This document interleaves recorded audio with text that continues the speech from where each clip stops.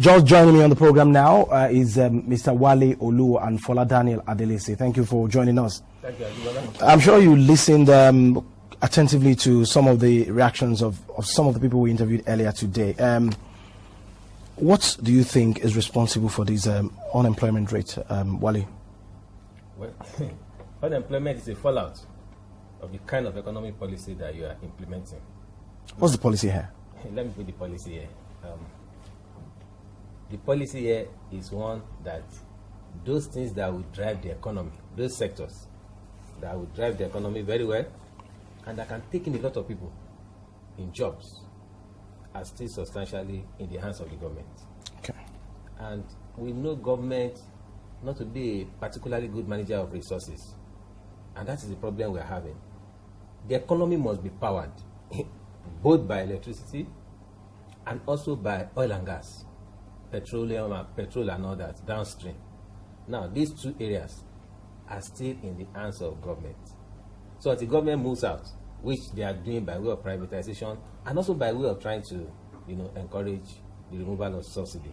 If these two things should happen, then you have those major drivers of the economy, being liberalized and creating jobs. That is on one hand. On the other hand, there are two critical sectors that would help employment: agriculture, manufacturing, and services. What you have now is that agriculture is doing fairly well, but manufacturing has been comatose for almost 30 years. And there is still nothing to give an indication that it's going to recover very, very soon. So if you look at it from that perspective too, you will realize that there's still a problem with regards to how we're approaching unemployment issue. Now, the third one is that we must ask the fundamental question: who creates employment?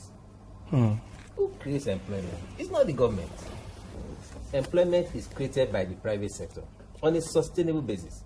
So if the private sector creates employment, what does the private sector need to employ people? Number one, they need to have access to funding, long-term funding at good rates.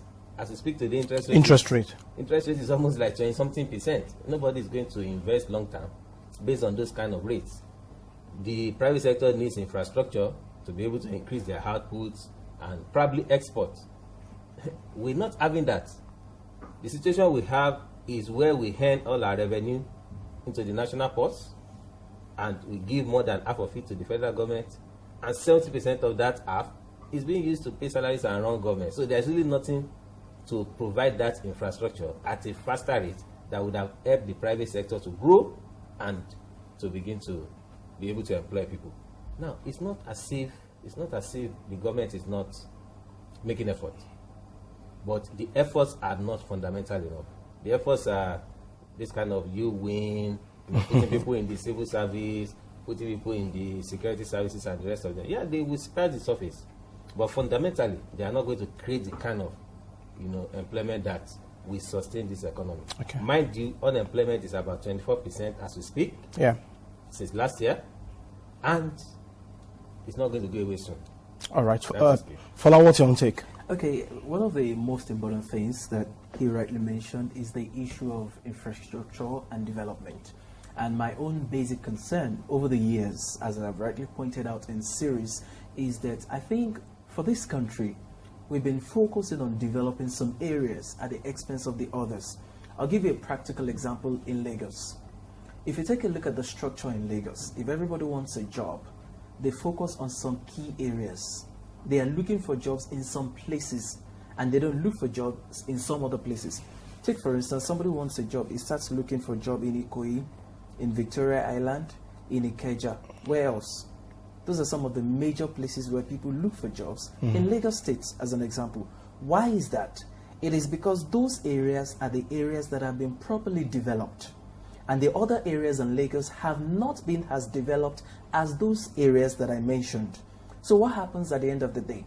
We all wake up in the morning, everybody is going towards Ikeja, going towards Ikoyi, going towards VI, going towards Lekki.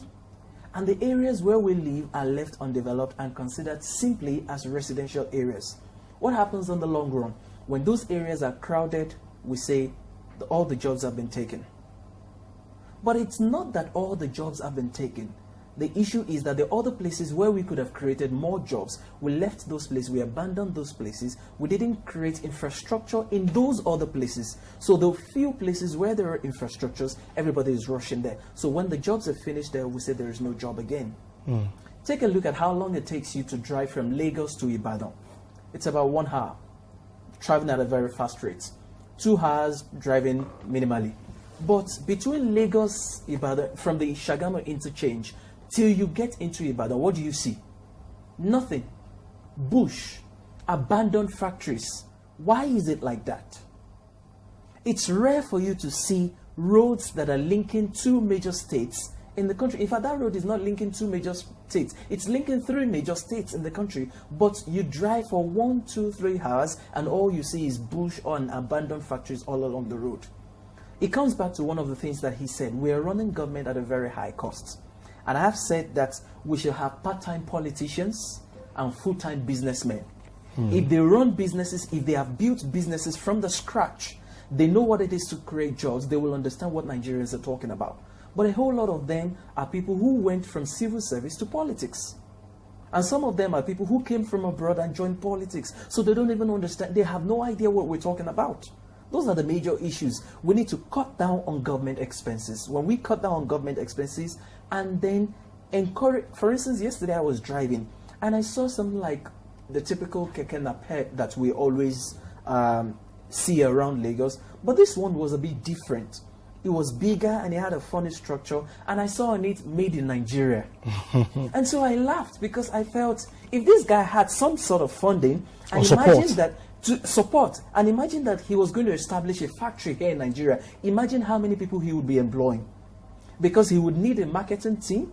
Apart from the marketing team, he would need a whole lot of engineers. He would need series of machines. There are people who are going to man those machines to make sure that what exactly is in the first one is the same thing that you find in the second one. We're talking about quality management, quality control here. So we're not doing as much as we should do. We keep doling out money, but at the end of the day, you find out that we're doling out money for nothing. Okay. And then the other quick thing that also came up on my mind this morning when I got your message was that why is education not absolutely free? Because we had it in the past in this country. If we can make education free and divert all of the money that we're spending to subsidize funding the educational system into employment, I think it's going to be a lot better. I'll give you one of the answers to my own question. Education is still very expensive in this country, and the government cannot declare education free because a whole lot of people in the government are the people running private school. So free education is bad business for private schools. Okay. So if you declare free education, the people who are running private schools, a lot of people will be at loss. So what happens to our system? So I think one of the things we must do, these people are people who enjoyed free education in the days of Awolowo. We also want the free education now. Okay, Fola. Wale, do you also support that we should tilt our education sector towards vocational education? Yeah, it will help. But what matters is this. Everybody will not need to go to the university. That is a fact. Those that can go to the universities, let us make those universities available to them. The free education he propounded is a very good option. We've tested it. It has worked in Nigeria. And then we can advance it. But that is not even the problem we are having now. The problem we are having now is that Nigeria is the #1 country in the world that has the highest number of children out of school. Our figure is about 10 million. The next country to us from behind is Pakistan, and they have 5 million. And I think India has close to 4 million. So you can see the disaster that education has become in Nigeria. Now, the other day, about 3 months ago, it was estimated that 70% of all the teachers in Sokoto could not read and write. So if you cannot read and write, I wonder what you are going to impart on the students, on the kids that are coming to school. So we have a disaster in the educational sector. I'm not even worried about university or other ones. The basic ones. It's even the foundation. People, the foundation, the kind of basic education that Awu and the rest of them were able to do in the West. And until we do that, we're not going to enjoy this Nigeria, because these guys that are not educated, they continue to create problems for those that wants to make things happen. With respect to education, it is a big economic driver on its own. When you get it started, it keeps growing. The people who have graduated keeps opening their own schools, keep employing people. So we're talking of employment here. Education is a major employer of labor in Nigeria. So I don't know why we are not maximizing it. Vocational is good. People who are not going to make it educationally, they must also be able to do their businesses, indentured in trade, workmanship and not the rest. But we must be able to provide amenities for them so that they can try on that trade. Because the man that is a mechanic and has about 5 people working for him is a better contributor to the economy than a big institution that is not employing enough people. Okay. So if one entrepreneur can employ 2 others, by the time you create 5 million jobs, you already would have created about 25 million people engaged. The problem of Nigeria employment situation is that the industry that is growing, which is the oil and gas, is growing at about 8%. Meanwhile, the non-oil sector is growing at about 0.35 or 0.36%. That's a big gap. So you find a situation where the oil sector that is not employing anybody is the one that is growing in Nigeria, and the other non-oil sector that should ordinarily absorb people is just not growing. Okay. So these are the symptoms of a structural problem, and we must just approach it structurally. All these ones we've been doing is just trying to manage the symptoms. Scratching it on the surface. No, we're not even talking about the surface. We are treating the symptoms instead of going to the cause. Okay. We must go to that cause and deal with it once and for all. Okay, Fola, what would you suggest as the solution to this alarming rate of unemployment? Okay, there are quite a number of them, and I think one of the first things we should now do is that the government needs to be open.